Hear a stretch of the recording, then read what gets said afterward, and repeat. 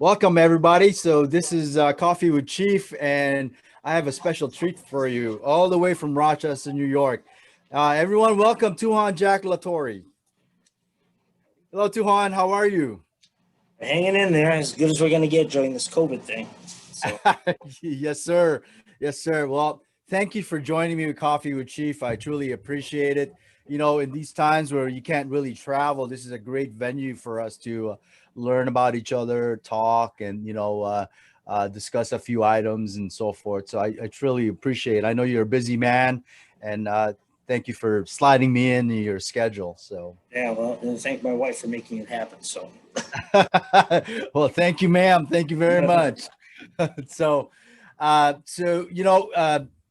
this show is its premise is the warrior's journey, and we're going to highlight you as the warrior and kind of find out a little bit about you.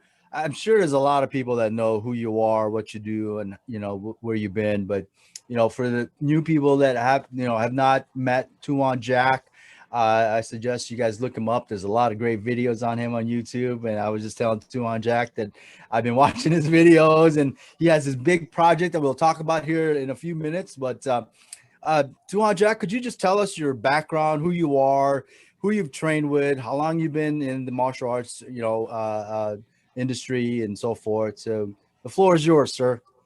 sure. I think my first exposure to FMA was when I was little, and I didn't realize it was FMA. I had a granduncle who was a Navy cook, Leon Soto Romano, and used to go to his apartment in Brooklyn, and he'd cook, and we'd all love the company. And he had a little miniature pool table underneath his bed, and he'd slide up. And, as a little kid, I think I was like maybe 4 or 5, played these little miniature pool things. But when he was done cooking, sometimes he'd go into the back room where he had the pool table, and he'd slide it out from under the bed and took the pool cues out and put one in my hand, and he took one, and you just do this.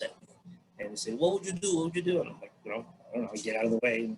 And that's what it was. That I didn't really find a lot of interest in it because I just wanted to play with toys. I was a little kid. But I think, looking back in retrospect, he was obviously trying to get me interested in something. But didn't really go anywhere, but that was my first experience. And then going to all sorts of, Filipino parties, novenas, cookouts, whatever. You'd see someone, picking up a butter knife and saying, "Hey, come at me, I'll show you something." Right, right, right.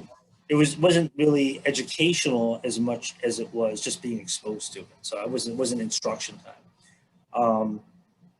And then I remember wanting to do karate sometime in my early teens, and my father said no. All my friends were like, "Come on, let's do karate at the school," and he said no. And I couldn't understand why. And all my friends are going to do karate.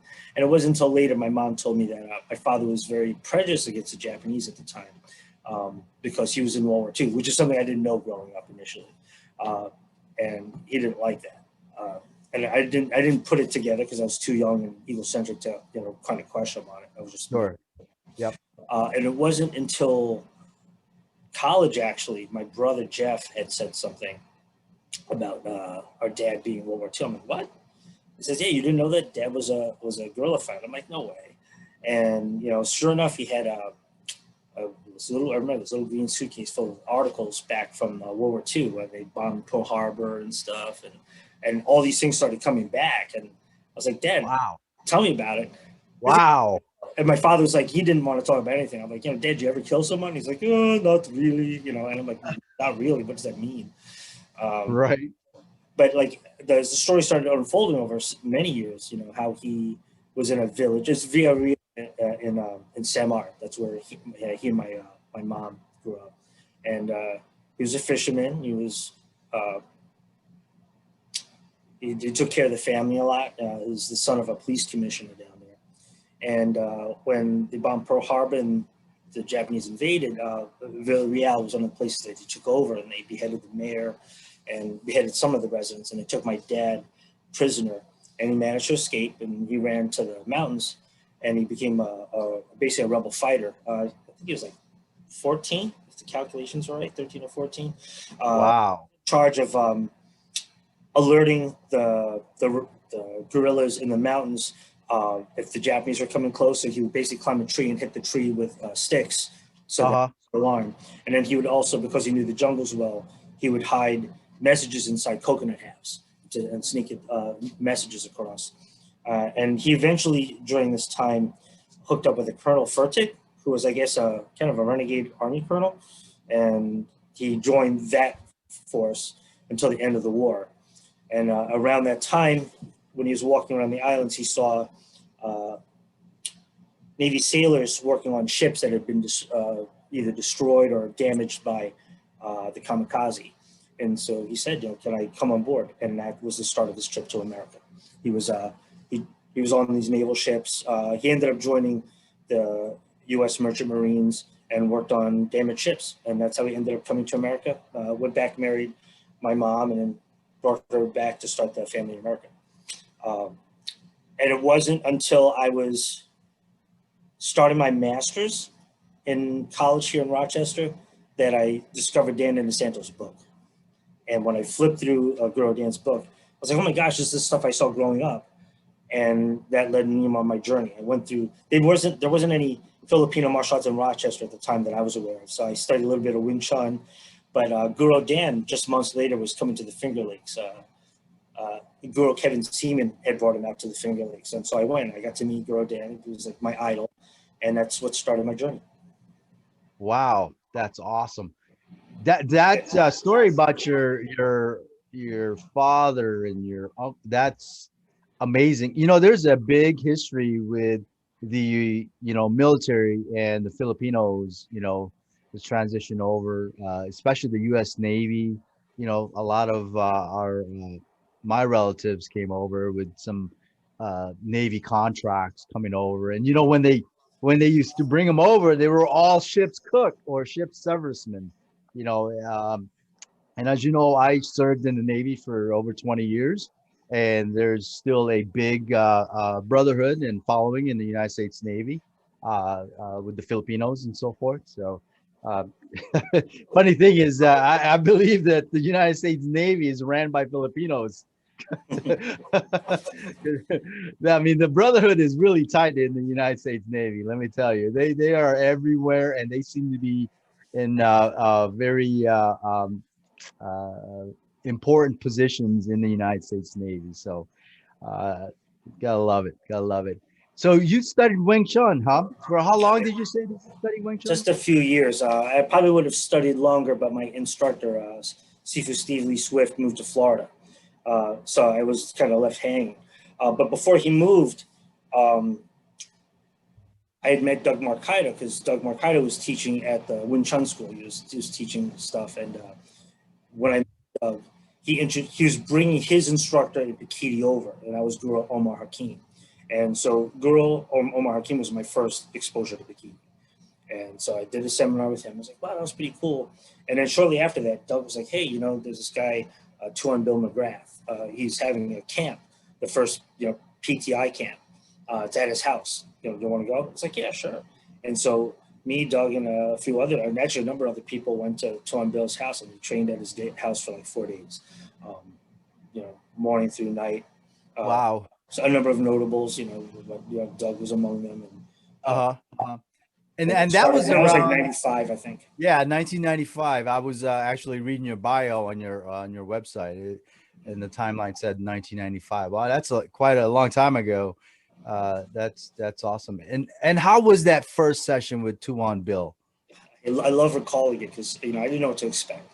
So we're driving to his house, and you go through this suburban neighborhood, but then there's this driveway that cuts through these trees, and the driveway is only wide enough for one car. And, okay. And it's not even paved, it's like gravel. And all these trees are kind of growing off the side. So as you drive through, your car is getting scratched by the sides of these. and you have to go my guess would probably be about 70, 80 yards before you get to a little clearing where his house is. And there's this fence, and of course this Rottweiler and a pit bull coming to greet us. And they're like, hey, chill out. And we get to his door, and he answers the door. Big guy. He's got all these knives strapped to him. I could see 2 guns from what I saw. And he's looking at us, and, hi, I'm Bill McGrath with it, and the most friendliest guy. And I was like, oh my gosh, what did I get myself into? And That was my first meeting to Bill, and we trained at his house. Some guys from Germany were there too, and there was like a lot of training the basics. We did sparring. It was a good time. It was very transforming. It's like, yeah, I think I want to do this. And Wow. I mean, I was reading your bio, and there's some great stuff in here, and you mentioned Doug Marcaida, and you mentioned a few other folks here, and you highlighted one of the most precious moments of your life, and Pekiti especially, is when you were promoted to Mataas Na Guro back in May of 2003. Yeah, that meant a lot actually to me. It meant How so? it meant a lot coming from Tuhon Bill, because when in the PTI curriculum, getting Mataas Na Guro means that you've seen the entire curriculum, and it's a pretty sizable curriculum, and it means you've also successfully tested in it. So finishing the system and testing it under the standards that Tuhon Bill set meant a lot. I spent 4 years in art school, but much longer doing Pekiti-Tirsia. And so to kind of quote unquote graduate, so to speak. But my friend Wes Tasker put it this way: it's like, Mataas Na Guro now really means you're a beginner, and now you're a beginner. And he was right. I had all the tools now to do the real exploration of how these things link together. It was more than just knowing a technique and where it falls in the system.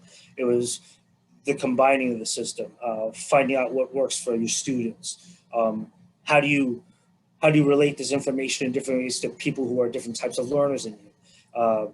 It's been a fun journey, and it's been a great way to kind of do all the mental push-ups to help others. Yeah, that's great. And you mentioned the different ways to teach or get the curriculum to different students. And you're a teacher by trade, and you teach high school, right? Mm-hmm. 7th grade through 12th grade. I'm a drawing and painting teacher. Okay, great. How do you do that? How do you make your transfer of knowledge relevant to every single student that obviously, for the most part, have different learning styles? How do you do that? For, let's say you got a group of 20, 30 people and you're doing a seminar. How do you get and deliver that knowledge over to the different learning styles that you have on the floor there? I mean, the primary step is you pay attention. You can't just be a person that's regurgitating facts, because anyone can do that. They can go to the internet to do that. They can, find some boring lecturer to do it. But if you're truly going to be a teacher, there's got to be this kind of give and take, this learning process. And they might be trying to learn a subject, but you're trying to learn them. And as you're paying attention to them, you get to see which people, you can see in their face sometimes the lights going off, or you see some people that look confused. Some people are very visual learners. Many martial artists are. But some people work better having it supported by some auditory cues. Some people really need to have what it's like to feel something.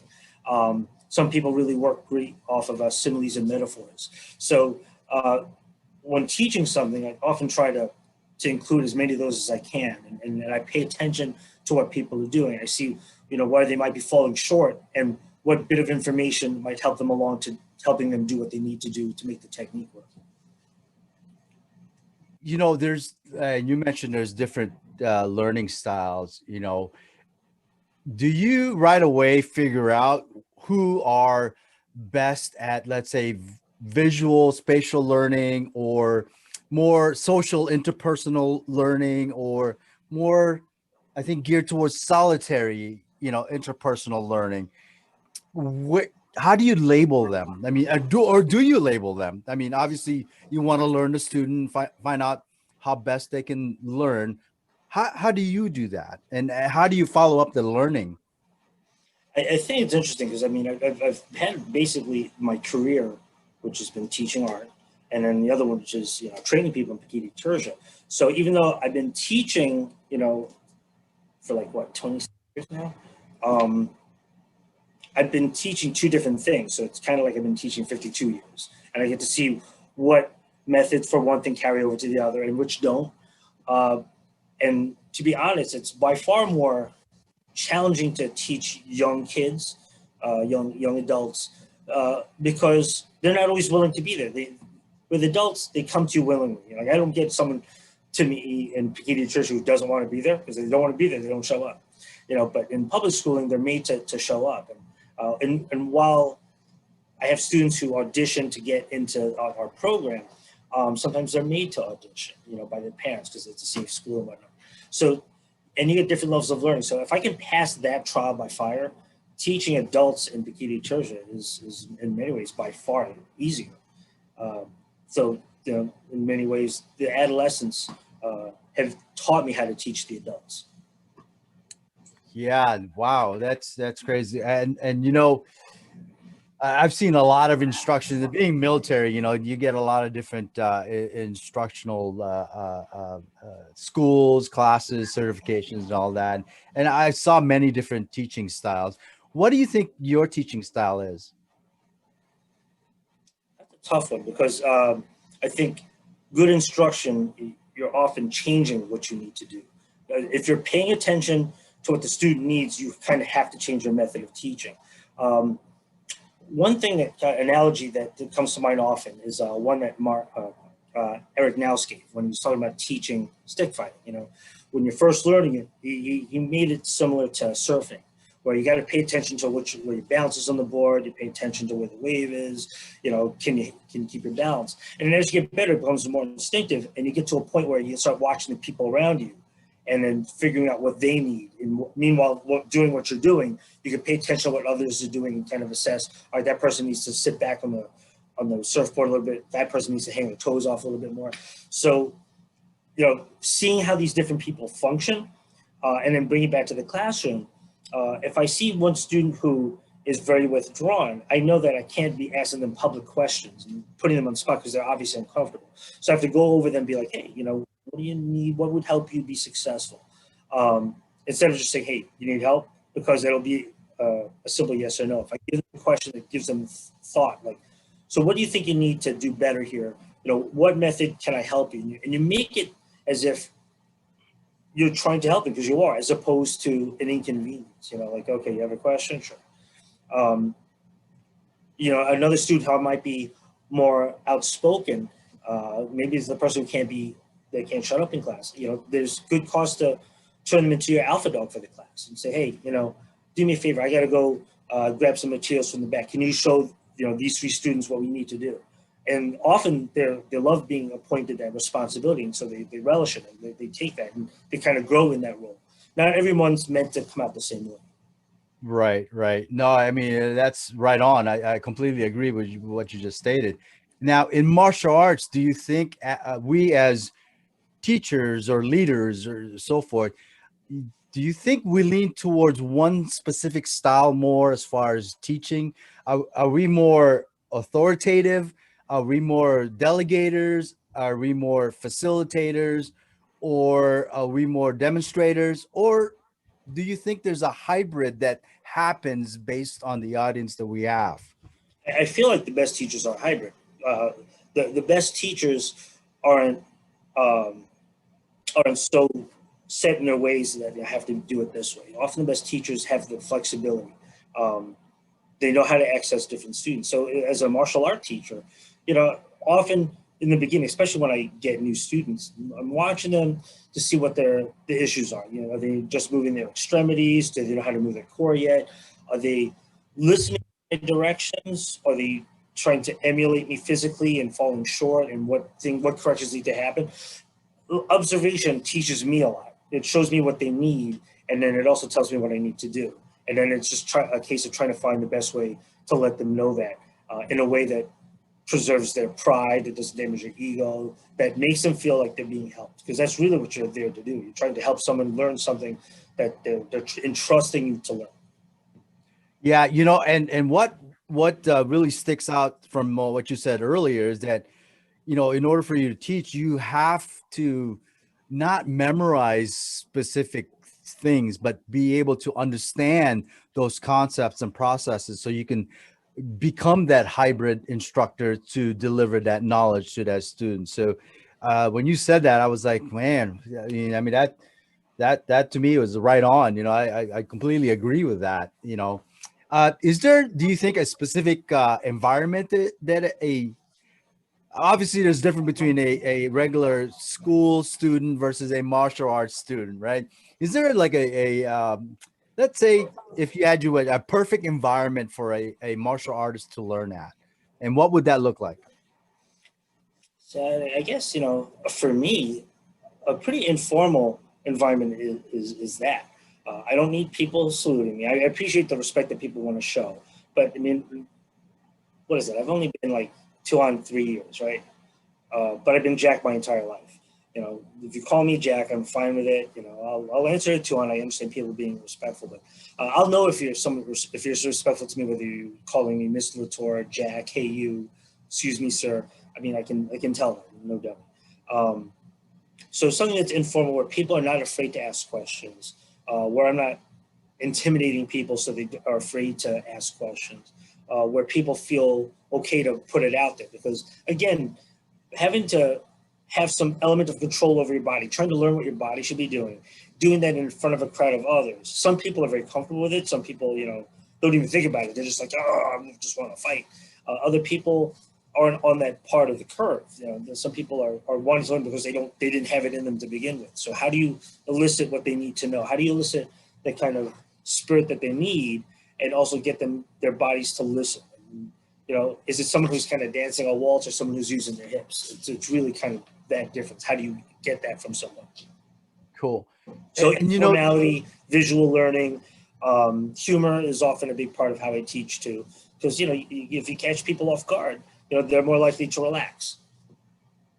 Right. And you are a Tuhon and Pekiti-Tirsia Kali. What do you think is your responsibility as let's not just say Pekiti, but as a martial arts instructor?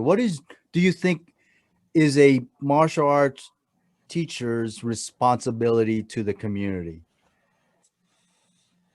I don't know if there's some sort of general answer that applies to everyone. I know what it meant for me, so I'll answer it that way. Okay. And upon the promotion of Mataas Na Guro, it was very important for me that I learned the system the way it was set down forth by PTI, to ensure that it lasts that way.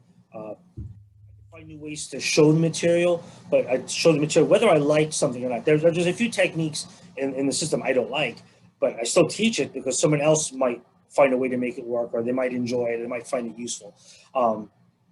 It's like a word in the dictionary. There might be words in the dictionary I don't use, I don't like, but I don't cross them out of my dictionary. Someone else could use it. Sure. So from it has to go, for me, it was pretty clear I'm going to preserve the Pekiti-Tirsia International curriculum.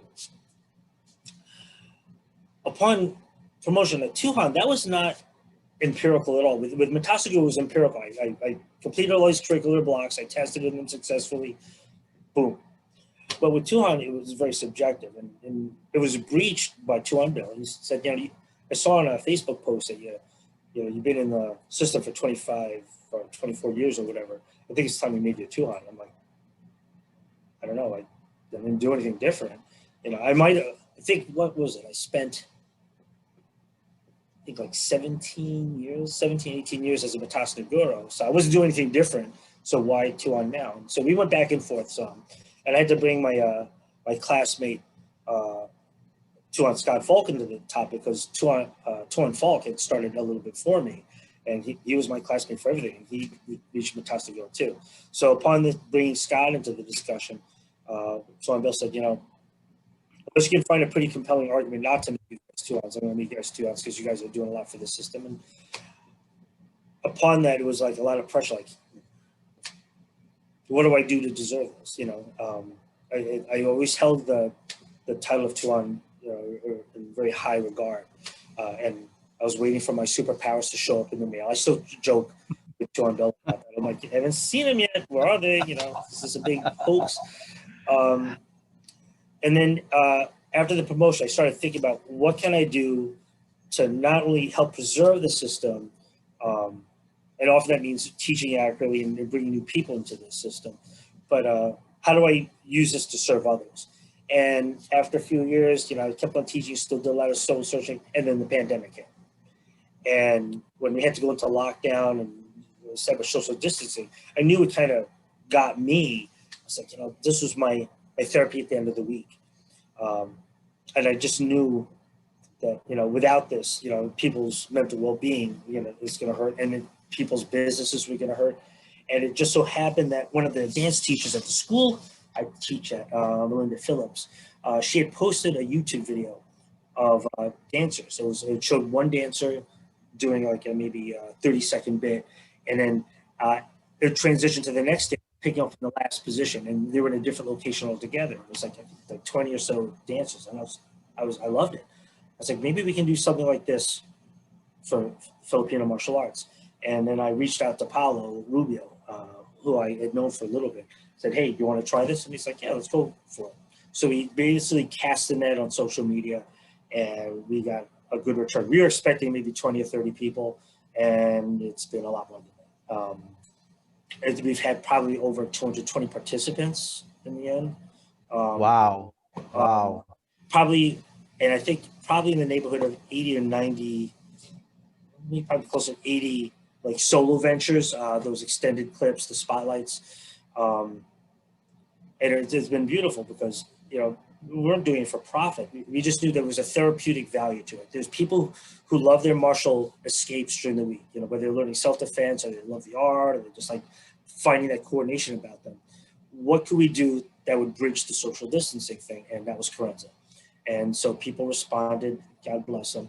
And people responded that they really enjoyed being part of it because they got to feel they could still do something. Some people really needed that escapism because their gyms or dojos were closing. It helped some other people because it brought attention to their program. Someone could watch their video and say, hey, that person's pretty good. They live near me. I didn't know they were so close, reach out to them. And then it just started growing, not just in terms of size, but the scope of it.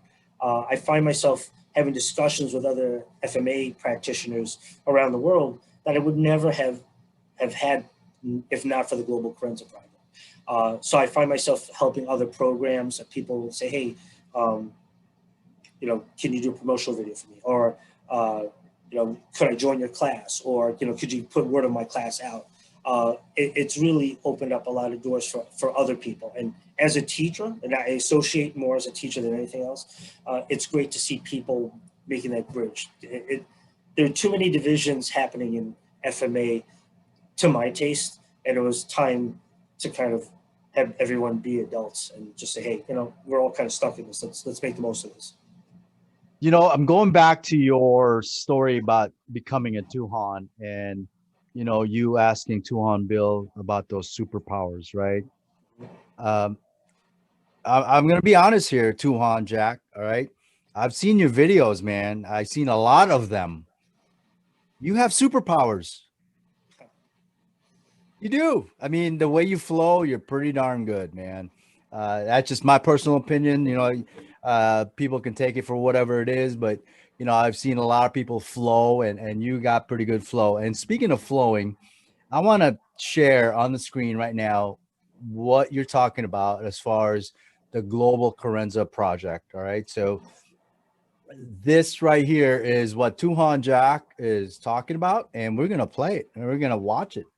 Oh, so this is the preview that people sent in clips of, and Paolo made this this preview, which I love.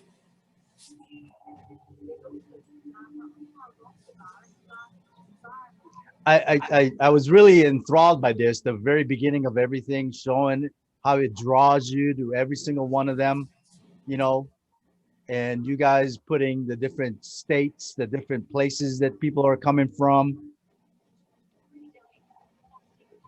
I mean, you got Rome. I mean, try to avoid touching your face until you've had a chance to wash your hands. We're continuing around the world to instruct. there's Kanishka right there.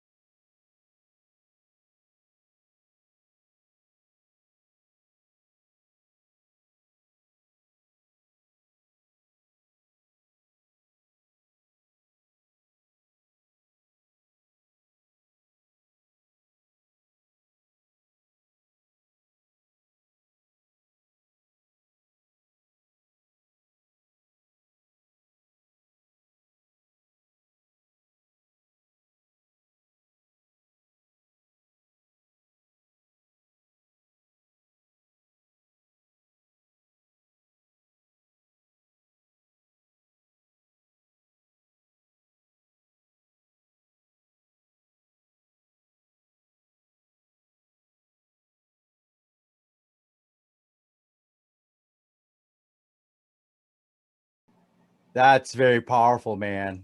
I mean, that's Paulo's kudos quite to the you. artist. I mean, he's more than a videographer. I mean, he has great vision. He understands how to tell a story. And so when he did that, I'm like, wow, I really got to up my game. I've done most of the other edits, if not all of them since then. But I learned a lot from him when I watch him set things up. And I always have to work with whatever footage gets sent to me and try to figure out what looks good and, what kind of music goes with it. But I've definitely learned a lot from him for sure. Well, you know what? I don't know how you feel about this watching yourself, but I've watched this clip a lot of times, and I want to share it, and I want to watch it with you. And Sure, then I know that guy. I know what he looks like.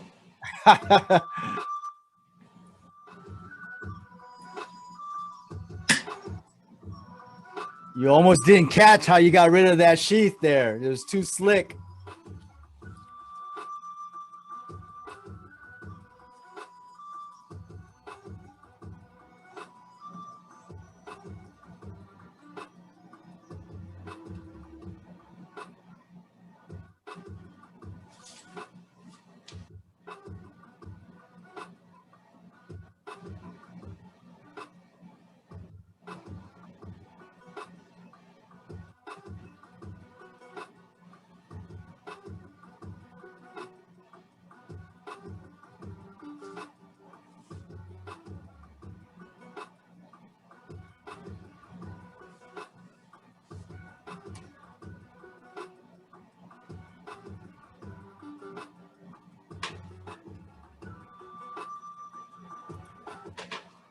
I'm going to stop it right there and Sure. kind of discuss it a little bit.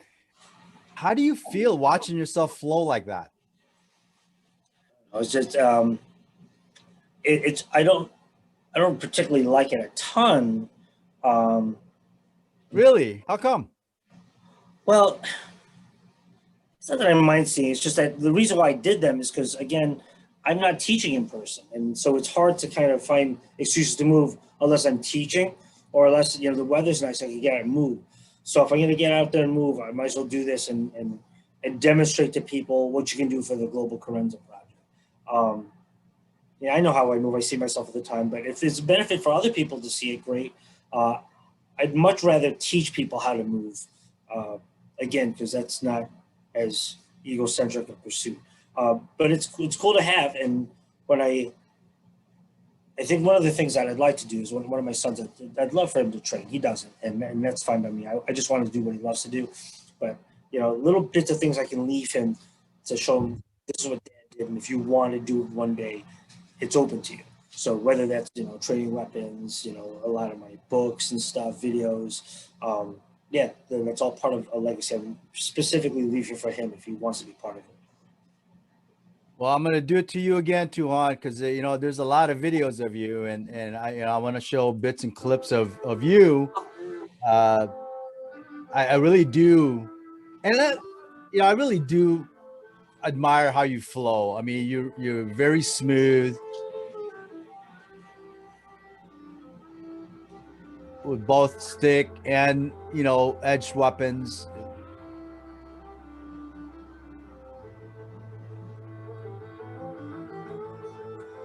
I watched this and I'm awed by your flow, and just because I probably couldn't do as smooth of movements as you can, and I'm very awed by this. And then how you put the video together, that also just really gets me. The music, the clips that you go into, the different distance, you play with the camera, and it's That's really the 4 years of whole, art school coming out.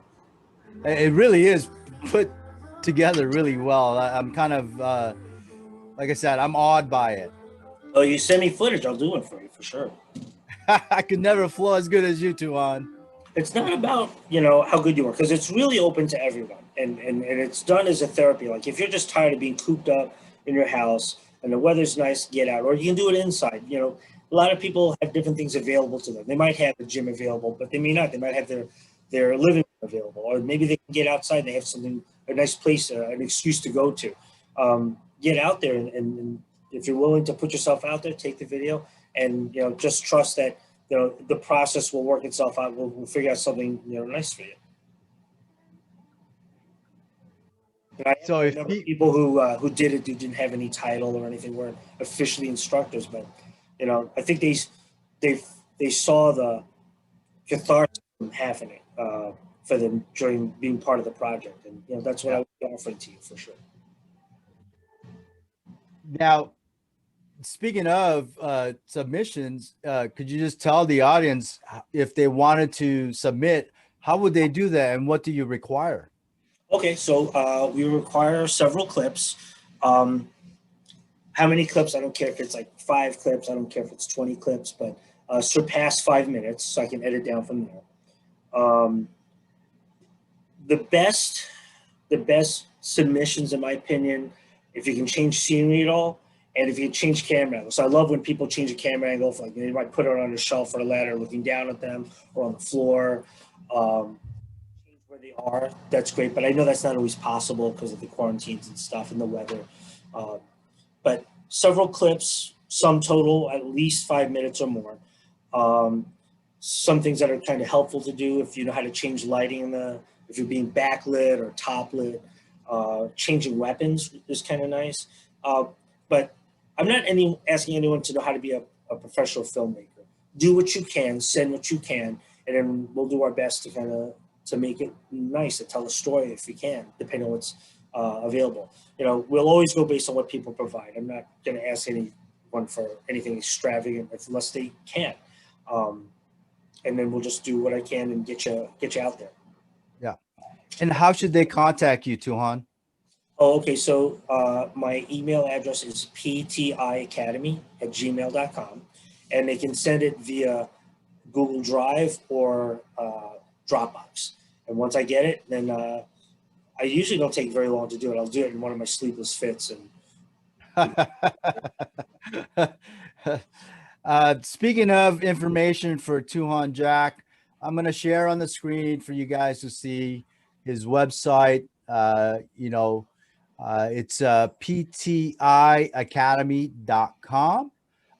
There's lots and lots of information on his website. I mean, you have lots of things about Pekiti on here. Pretty much, your curriculum is on here. You have contact class information on here. Yeah, this is very old. I have to update it, but yeah. Okay. Paolo made it very clear. It's like, we got to update you. So. And you got photos here. You got video clips here. Here's one where you're sparring, double stick here.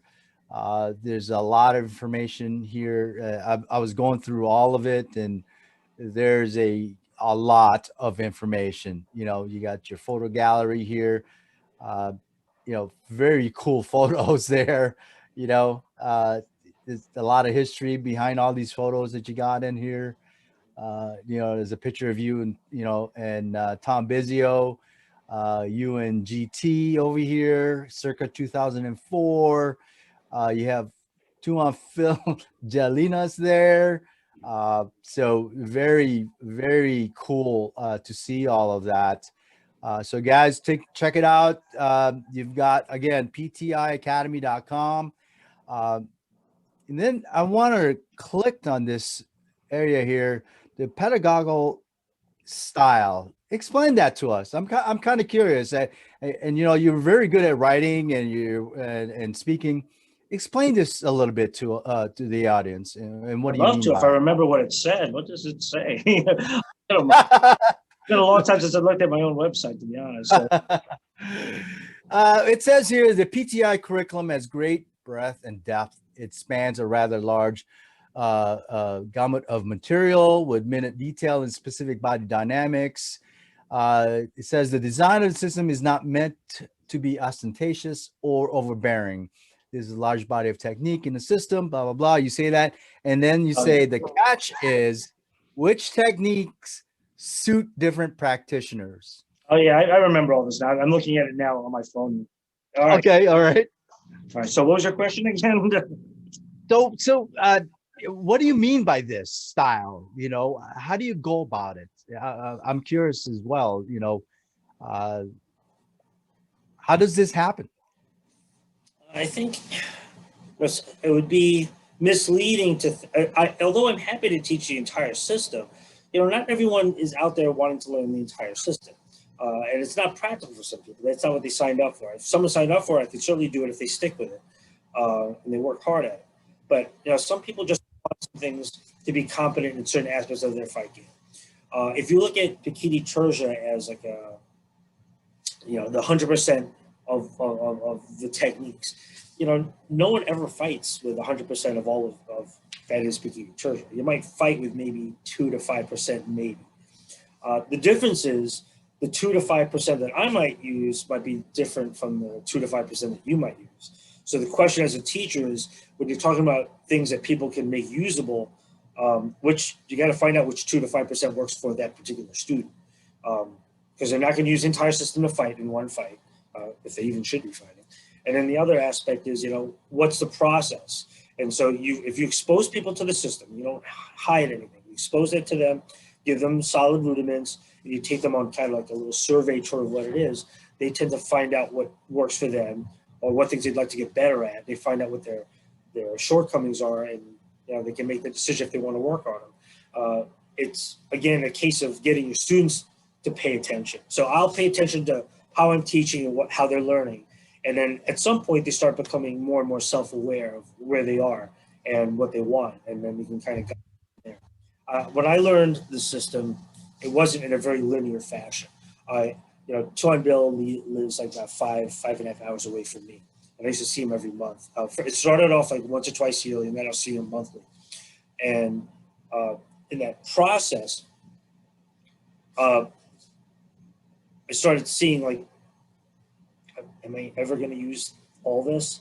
And I realized that was not the purpose of learning the whole system. The purpose of learning the whole system was A, to preserve it so other generations could learn it, and B, so I could help people find what they would find useful. I had one student of mine who was a Marine sniper and a cop, and he wasn't interested in the whole system. He just wanted to make his fighting better, and he did. And he could certainly instruct, and he was pretty hardcore about it. But it's very different than another student of mine who was kind of more into the art of it, and he loved how things kind of flowed, and he loved kind of like the physical logic involved in how things would kind of link together, and that was a lot of the fun for him.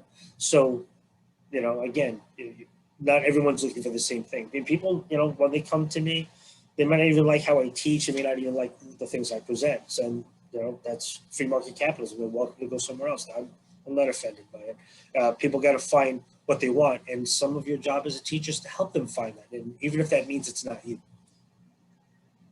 Wow, that's very profound. I mean, I love that, because I kind of feel the same way. I'm more so of a guide, and I'm not the end of it all. There's a lot of people out there with a lot of knowledge, and everybody's journey is a little bit different. I mean, like your journey is a little bit different than mine or somebody else's, and so forth. So that to me is very profound, and I love that.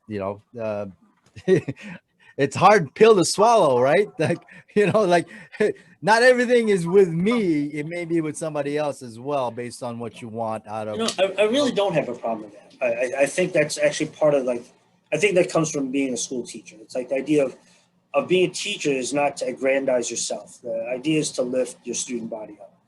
And if that means that if I don't have an answer, it doesn't mean it doesn't exist, or that, don't listen to what it means. Like, here's a person that might find the answer. And I have to say, in the wake of the Global Carenza Project, I find myself I like what other people do, and even if it's not Pekiti, and I'll share their stuff. Like there's one guy who moves amazing. I don't know if you know J. Jasper Pugao. He's in the lineage of Sonny Umbat, and Okay. he's like amazing, and he moves so gracefully. I can't move like that, but I think he should be seen because I think other people want to emulate that. And there's another guy, Alvin Albano, who's out teaching Derobio, and I like Alvin as a person, and we get along as family men. And I want people to know who he is, because I'd like to see, his efforts being rewarded by, acknowledgement of his skill, ability, and humility.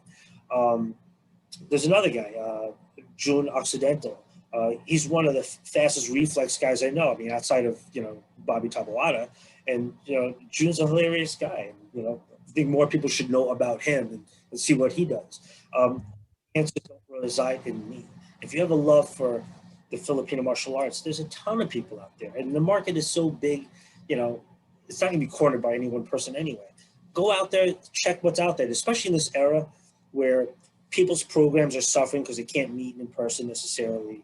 They're stuck at home. They need some sort of mental wellness to get them by. Let them see what's around there. Let them do that educated shopping. Let them find something that's good for them. Often red flags are sent off by people who are very controlling, like, study with me, no one else. If you go see that person, I'm going to excommunicate you. I'm like, are you kidding? You're talking to grown adults. If someone has an agenda, you generally see it. The red flags are there. And if you don't see them, you're not paying attention. So go out there and check things out. And if an instructor tells you not to, then do you really want them as an instructor? No. Sure. So what would you look for an instructor if you were, let's say, a beginner and you wanted to look for a specific thing? I know this is very personal to everybody, but what do you think are common things that people look for a good instructor? Those are two different things. I can't answer for other people. For myself, I would really look for an effective communicator, someone who demonstrates willing to do things slowly, to explain why they do the things they do. When you go and watch people sometimes teach, and I'm not calling anyone out, but they'll do things really quick. And it's like, how do you expect anyone to learn that way? You're just trying to show off, or it becomes demonstration and not education. And there's a difference. Demonstration should be part of education, but it's not the sole thing.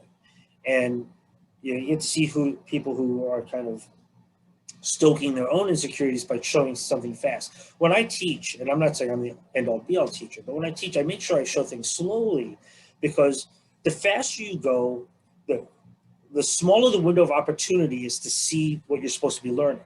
And so it's easier for a student to miss it. So if you take your time and show it, you prolong the motions, they have a better chance of seeing what's actually happening. It doesn't guarantee they will, but you certainly improve their feasible percentage of seeing it for sure. Things will speed up eventually. And they'll start seeing, like, no one's going to fight super slow.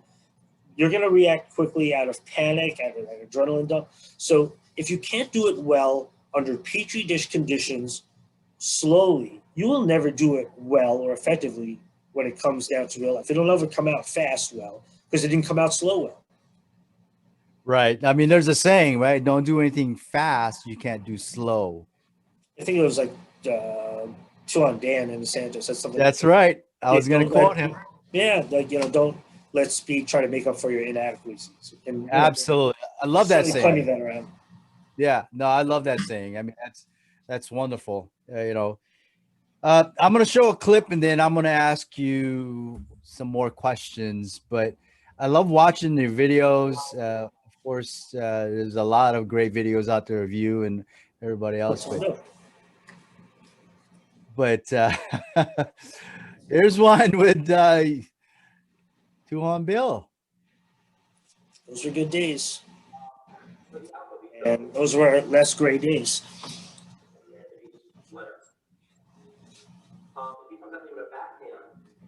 Could you date us? When was this?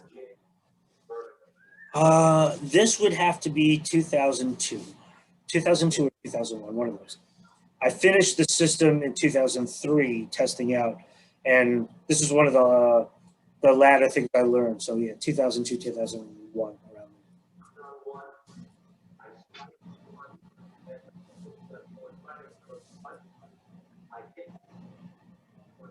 And to be honest, one of the biggest teachers, not only was Tuhon Bill, but being his fall guy, and it from like taking, falls for everyone else, but then you get an idea of, how it's really supposed to feel. It's just watching your video is very misleading. His sense of timing is really spot on. When we're going fast or slow. And and he has almost like this kind of premonition. He understands where you're going to be at any given time, and he almost knows what you're going to do before you even know it. So he's a pretty fascinating instructor to have had. Oh, trust me, I've watched a ton of his videos. I actually have clips of very old videos of him with Tuhon AK and Tom Bizio and Tuhon Phil Jelinas. I have a lot of those films. I actually downloaded some of his videos from his website as a a great training tool for me. So Yeah, if Tuhon Bill, and Tuhon Bill is my instructor, I'm kind of like, he's become my friend and mentor. I would say that like Tuhon Phil Jelinas is kind of like, my martial art uncle. Chat often, and they'll kind of fill me in on Pekiti anecdotes or his thoughts and stuff. And so he's been kind of like the silent uncle, kind of whispering in my ear and stuff. So it's been really kind of cool with having those kind of two mentors, so to speak. Yeah, no, I love Tuhon Phil. I mean, I consider him not only as a mentor, but as a really, really good friend. So I reach out to him for difficult moments in Pekiti and in FMA. Sometimes a lot. I get a lot of advice from him.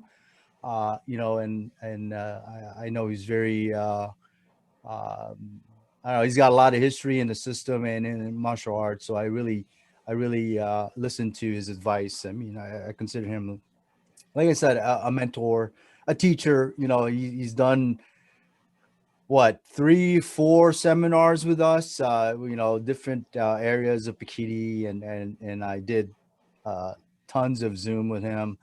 I went to the Philippines with him. We sparred in the Philippines. I got my ass whooped from him. I still remember those thrusts in my belly, but that was a great lesson for me. So I just loved it, and he was so relaxed about the whole thing, and afterwards we threw that party after the convention and just hung out and had a good time. And that's, I think, how it should be, just have it out and then just be merry and happy afterwards. So that was great. And I really truly I love Tuhon Phil. I mean, he's an awesome person, and not just a martial artist, just a great guy.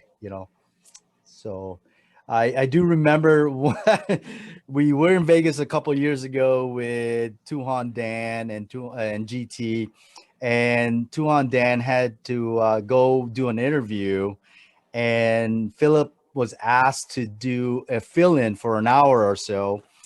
And so he said, Jesse, can you be, my demo guy? I'm like, sure. Knowing that I know I was going to get my ass whooped, because so he did some stick grappling and his flow, his stick grappling flow that he does. And everybody in that room was like, my God, thank God you were here, Jesse, because there's nobody in the world would ever want that to happen to him. So I love the way he demos. I can't, I can speak for days about Tuhon Phil. He's just a wonderful guy. So Certainly worthy of it, for sure. I met him for the first time at the '96 PTI camp. That was kind of a legendary camp because that was 7 days long. From to evening, and Tuhon Bill had him teaching there as well as Guro Omar Hakim, and and so it was like 1 day of just football, and then the second day was all single stick, and the third day was all double best of. We just went through the last day was sparring, and it was Tuhon Phil and I. That was a great time. Yeah, no, I was like a little like a little, I don't know what you call it. I was so excited when he said, Jesse, let's fight. And I'm like, ooh, I'm both scared and too excited that you even want to spar with me, Tuhon Phil. But yeah, let's do it, man. Let's have a good time. Because I had just fought right before that with Tuhon J Bataclan from PTK Filipinos, and then turned around and fought with Tuhon Phil. But I was like a little groupie fighting, sled dog. I was like, yeah, let's do it. I love it. So earlier you had talked about a lot of strife in FMA. Lots of stuff going on. Probably some tension in FMA. Twofold question. What do you think is the cause of that? And how can we, as martial artists, help alleviate that? Cause of it can be kind of, wide and varied. There's so many different personalities involved. But, Tuhon Bill put it one way in terms of, there's this kind of remnant tribalism. If you look at, the different islands and just having the different tribes fighting each other and some of that carrying over even through modern times, like if you showed something to someone else, would they use it against you? To put something in the hands of your enemy meant it could be, used against you. And some of that. But I think there's this cultural thing in the Philippines, and you might be aware of it, just the idea of amor proprio, or proper love. And it's basically a really kind of inflated sense of pride, in which if you damage that pride to someone, it's taken very, very personal. You'll hear stories of people, stabbing each other in the Philippines over things like the actual date of Christmas. And pride is such a thing, and pride is really the destruction of every civilization. But the idea of someone not being able to back down. So some of the social ethics in Filipino cultures, if there has to be any conflict, it's probably wise to give someone a back door out and allow them that back door to escape, so no one's pride is hurt. Both parties can escape pretty much free of consequence. If someone starts challenging it, that's when someone can't back down on it, because backing down can be a very difficult thing. And I know it's across cultures, but there's a name for it in the Philippines, and it's a more appropriate one. The idea of the worst insult being walang hiya, just being without shame. And, if you get called that, then, all bets are off. I think some of that has crept into, when it comes over the ocean over here, doesn't mean people have forgotten their culture. And so it's passed on to students, people take their teacher's word as canon, and, you kind of have to weigh out what's brought over and how you live your life. While we can inherit these incredible martial systems, we don't have to inherit our teachers' biases either. And I think that's something that I hope more people realize, is that, we understand maybe our teachers have had issues, but, they're not issues that I had with you. I shouldn't be building a bridge over a ditch I didn't create. But if I have to, I will, and I'll create those things. And that's one of the things I think that was underscored at the Global Carenza Project is, I ended up reaching out to people that I wouldn't have talked to because of distance or whatever. This kind of diplomacy that happened was very liberating. I didn't leave people out because it was like a level of cattiness. There was one practitioner who was part of the Global Carenza Project who actually challenged me online once. And I didn't even know who this person was. And they're like, yeah, you don't know anything. Your teacher's this and that. I'm like, dude, I don't even know you. But it's like, if you were here, you'd be wearing your stick sideways in your mouth right now. But like, who is this guy? And then when the Global Carenza Project happened, I'm like, I'm gonna offer it to him. I'm gonna throw this out there to him and see if he participates, and just let him know that, it's not because I'm the bigger person, but I don't want it to be this way. Rest assured that, if things went a different way, he'd be wearing his kneecaps backwards. But, it wasn't a case of that. I had to subdue ego and say, this person's probably having a crappy time during the pandemic. He can't get out and train. He can't go out and teach. He can't do any of this stuff. Maybe this is exactly what he needs. And it did, in fact, open a door. He participated. And then we had private conversations in the weeks after that basically led to him apologizing. I was wrong. And it wasn't just he, succumbed to me. It was a case of, I could tell there was trauma there. I could tell that there's issues that happened in his family was our conversations. And I was intrepid enough to say, hey, tell me about it. And he did. And it made me understand him better. And I think he just needed a chance. And so that's some of the stuff that happens behind the scenes of the Global Carenza Project. And I think, even after the pandemic ends, this will be a thing that will keep on going. Yeah, no, that's a great project. I mean, I really admire yours and Paulo's work on that. It's amazing. you know. So, and I think you guys are creating bridges rather than, you know, tearing them down. I like that idea. I like the concept of the whole project. So, um, I do agree with you, man. Sometimes you just gotta, I hate to use your word, but be the bigger person and reach out and communicate and talk it out. You know, it doesn't always have to end up in a death match or you know, a fight or whatever. I People, think a good way to, I think a better way to word it than being a bad person is that regardless of what kind of person the other person's being, I want to try to be the person I want to be. And I think that's really the better approach. You know, like what kind of person do I want to be here? You know, do I want to get pulled down? I don't want to be the kind of person I'm trying to defend myself against. You know, right, I right, want to be the kind of guy like, if my name's going to be used out there, that's the same name that gets shared with my kids, right, my wife. You know, I don't yeah, want to put on my name and make it harder for them. right. No, absolutely, no, absolutely. Speaking of name, man, what do you think people say about you when they see your name? Good question. I have no idea. I'm no mind reader. I'm no Kreskin. All I know is that I can be the best version of me that I can be.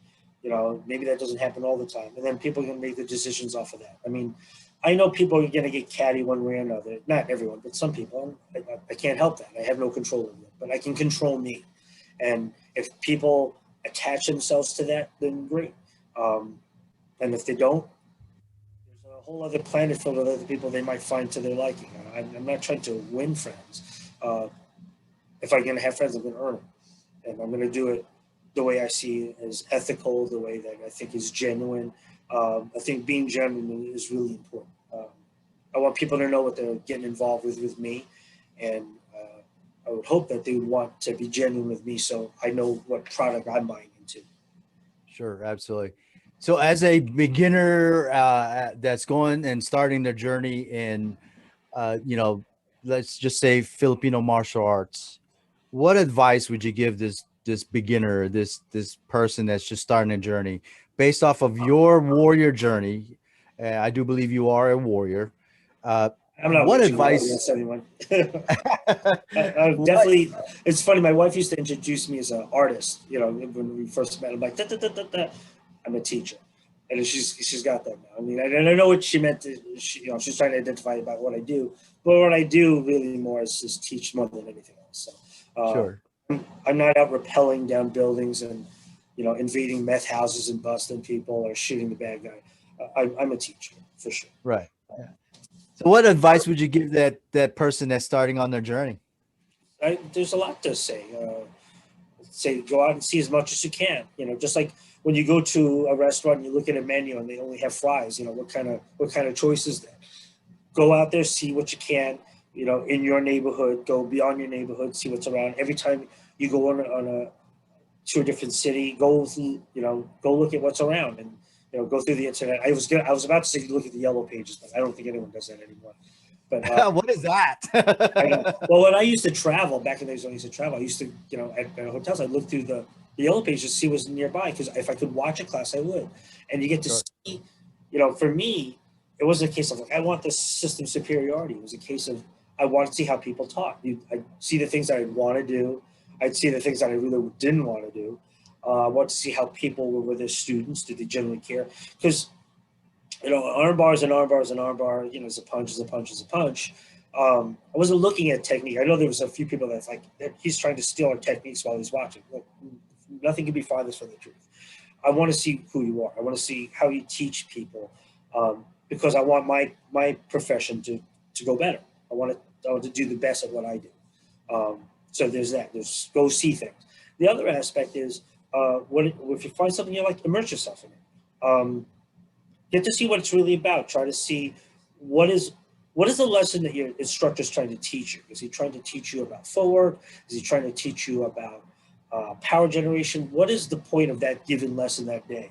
What are you supposed to take away from that? So pay attention to your learning. Just yes, listen to your teacher, but pay attention to what they're really trying to do. I would also say look at character. If and you can't really look into someone's soul, but if you see someone who's gonna be a shyster with some person, why would you think you would be any different? Um, So expect the kind of thing, the kind of treatment that you'd want, to be shown to you and how you should show others. Because if it doesn't exist in an instructor, don't think you're going to be the exception. Those are some great words.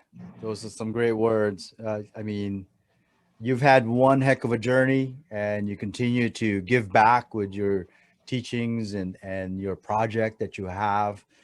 I just want to say thank you, Tuhon Jack, for coming on to the show. I truly appreciate it. I know you're busy, but taking an hour of your day, it really means a lot to me. So I appreciate it. Oh, thanks for having me, Jose. Appreciate it. No, I mean, really, I really appreciate it. I truly do. So one last question. Who should I interview next? Oh, there's so many good ones, to be honest. I mean, there's a lot of good ones out there. Give me one name. If I had to pick one name. And you already know I'm interviewing Tuhon Bill. So right. So I'm gonna stay away from that.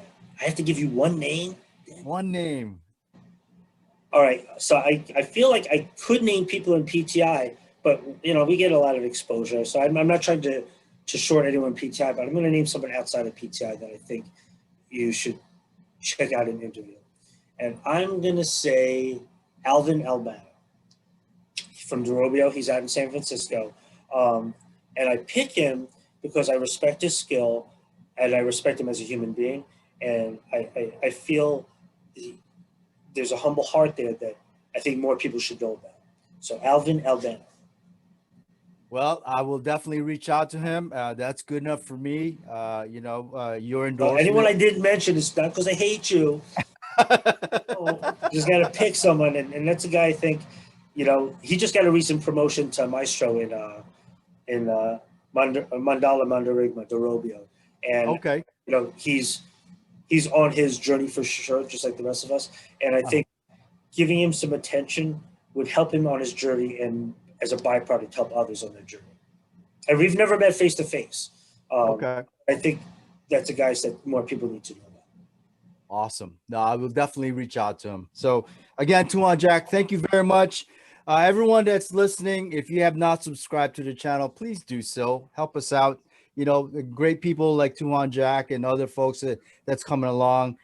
So thank you again, Tuhon Jack. My pleasure. This is Coffee with Chief. Truly enjoyed this. With Tuhon. Yes, sir. This is Combat out.